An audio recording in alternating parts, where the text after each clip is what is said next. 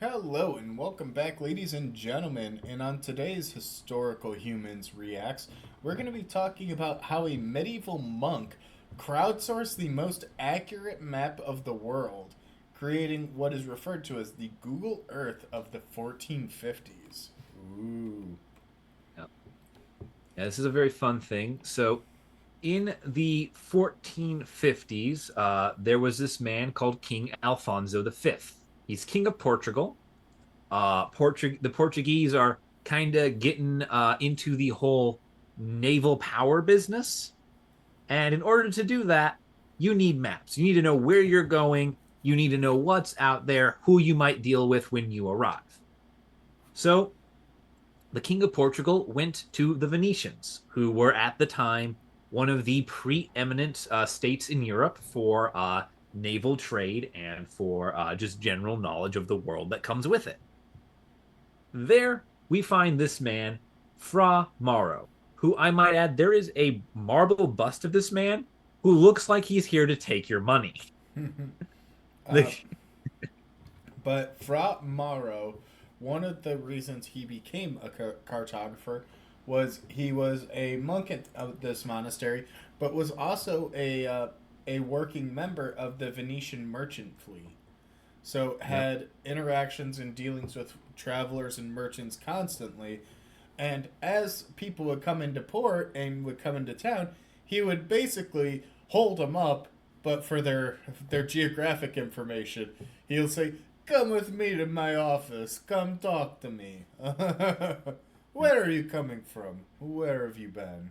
Yeah, one of the big things too that led into this is the map was completed just a few years after the fall of Constantinople, and that fall brought a rush of Arab traders into Venice and other ports in Europe as the you know the Hellespont was no longer under the control of Christian states. That shift in dynamic helped Fra Maro here complete the map because it meant that there were more traders from a relatively friendly empire coming through than there were from a slightly more rivaled one like the Byzantines. Fun fact, the Venetians didn't really get along with anybody, but at about this time, they got along with the Ottomans better than they got along with Constantinople. Jeez. Uh, and that had large parts to do with Constantinople and the Genoese having friendship and Venice hating Genoa. Yeah, you gotta love these politics. I hate that I know all this. It's just in my head.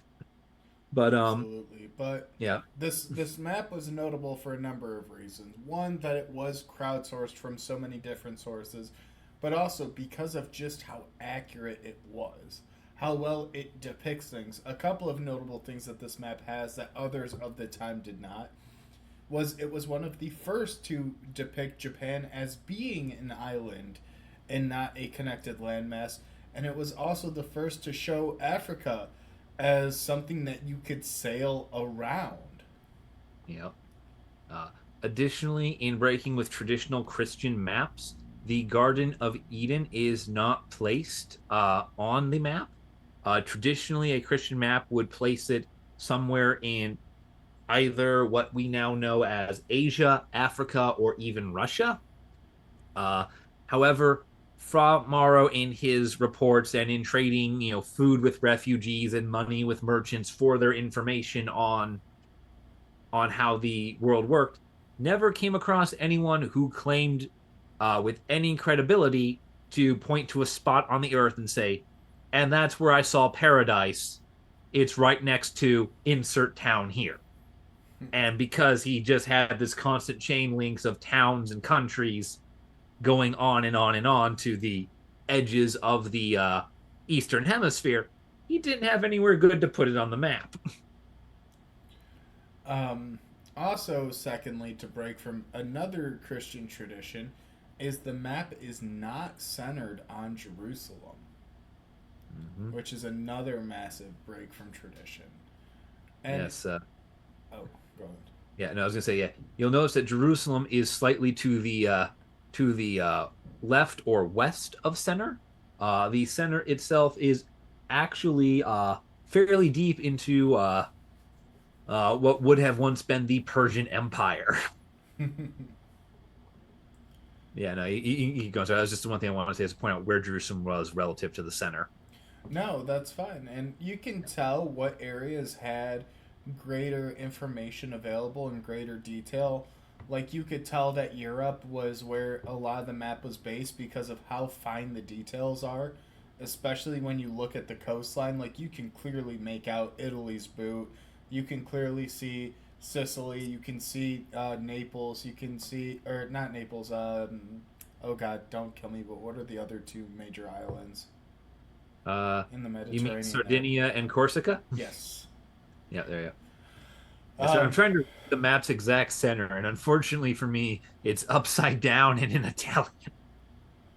yeah, which and the map when you get up close to it shows even more great detail, like words and descriptions and images on the map, and Yeah, it yeah. There are entire paragraphs on here explaining each of the labels that get put on the map. This is incredibly detailed work. Like a lot of what you think is just geographic features at the outset is in fact just more words describing the places. and to have this kind of information before we had modern mapping tools and modern mapping systems, like it truly is impressive. We look at it now and we go, okay, that's not very accurate. Like when you look at the Indian subcontinent and a lot of parts of Asia, you can see how Yeah. inaccurate it is. But at the same time, that was a year plus journey just to get from over there back to Italy, back to those places. So it Yeah. was the transmission of information, it was the time, the length of travel, on top Yeah. of so many other things that made this map both so impressive to compile, but also one of the strengths of it being crowdsourced Yeah. versus Yeah. Like if the a map couple author of had to go travel himself. Yeah, no, like that's one of the very interesting things about it is like traditionally, when you made a map, you made the map. You went around, and this was a map of your journey through the world, showing the world as it was, given how you mapped it.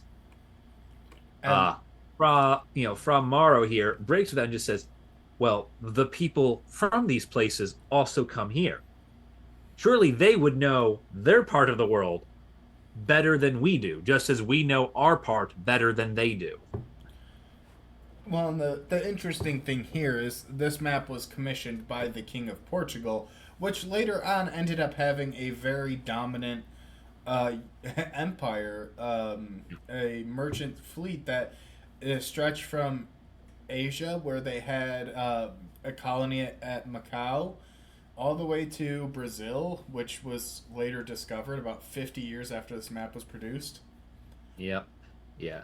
And you're doing well when, for several decades, you are the only country allowed to trade with Japan. Yeah. Uh, So, but yeah, value. there's a lot of this here, and there's a little bit of irony too to this map, in the sense that the Venetians built this map, made this map for Portugal, and then Portugal and Spain went and put Venice out of business. Because Venice is a superpower, as far as Europe is concerned at this time, and they become very much not that over the course of the next 60 years. Well, you also see the fall of the Medici during that time as well, but Medici are Florence. fair. The Medici are in Florence and France. The Venetians are doing their own thing. Those bastards. But They great, all hate cool, each other. cool topic. Something interesting to talk about. Figured that'd be a great little point for us to wrap up here. Thank you guys for watching, and we'll see you in the next one. Bye.